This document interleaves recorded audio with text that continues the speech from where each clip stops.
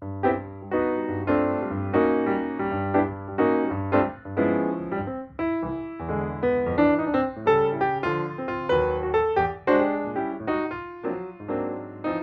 there, dog lovers. You're listening to Wag.Wander.Repeat, the podcast where every tail has a tail and every pup is part of the pack. I'm your host, Frankie. I'm here to celebrate the joy, the mess, the magic, and mayhem that comes alongside our four-legged friends. So grab a leash, a treat, or just a comfy spot on the couch, and let's dive into today's adventure. In today's episode, we'll be chatting with you about how to make sure you understand how your dog is feeling. As always, I'll be starting with a few news stories. And of course, I always like to say, thank you, Wonder Crew, for being here. I hope you enjoy this episode. And please drop me any questions or future topic ideas in the comments. I'd love to hear from you. I always think that these episodes would be stronger with our community contributing ideas and sharing their experience as well. So let me dive into some really fun Wags and Wonder or Wags and Wins segment. So the first story I have for you today is one about Gunter. Gunter is a support dog for a 55-year-old veteran named David. One night on a walk with David's wife, some nearby fireworks scared Gunter, and he darted off and disappeared. David and his wife put all their efforts into searching for him. They put up flyers, they shared it across social media, but they had no luck. After 2 days, a local 11-year-old boy heard whimpering in a nearby wooded area. After telling his parents, they went to investigate and discovered Gunter. His leash was tangled in a tree, meaning he had likely gone those 2 days without food or water. Poor guy. Gunter and David had a movie perfect reunion, with Gunter running right into his arms when they saw each other. Now let's talk about Pearl. This is a great story too. So Pearl, when she was born, weighed less than 1 ounce.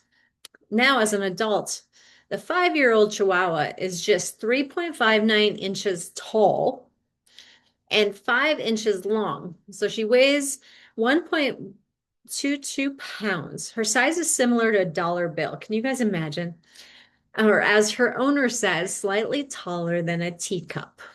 So currently Pearl only weighs 1.22 pounds and is officially recognized by the Guinness World Records. The previous holder of this world's shortest dog record was Miracle Millie. And Miracle Millie is actually Pearl's aunt. So keeping it in the family.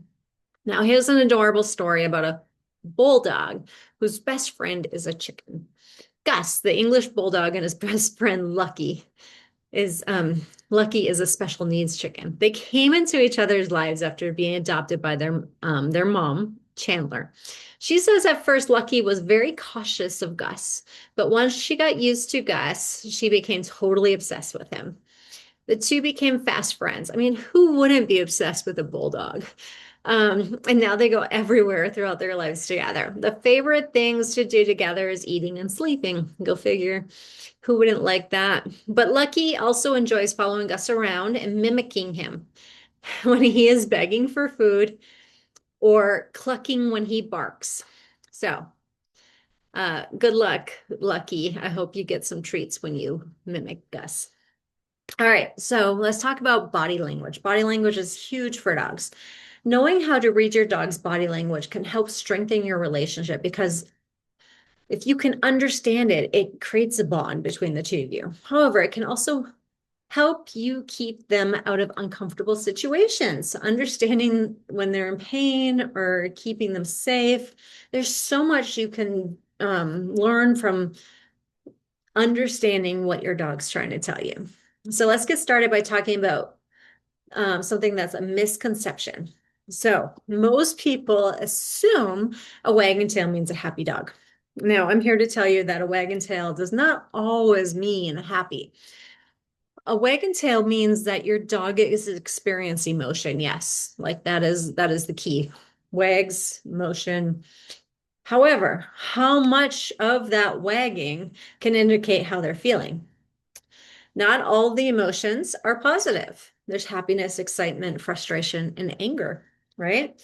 So long, slow wags from side to side mean your dog is relaxed and happy. A helicopter tail is one that is a sign of excitement or a happy dog. Meanwhile, a fast, twitchy tail can mean a dog is on high alert. A slow, stiff wag can mean caution. So, tail position's also very important. The higher a dog tail, the more assertive or alert they're feeling. Tall pointed or tails pointed down to the ground or tucked between the legs can indicate stress or submission or fear. A truly relaxed dog's tail sits in a neutral stance, right? Sits in a neutral, just kind of hanging out, straight out position. And it can look slightly different depending on breed. So you need to know a little bit about your dog.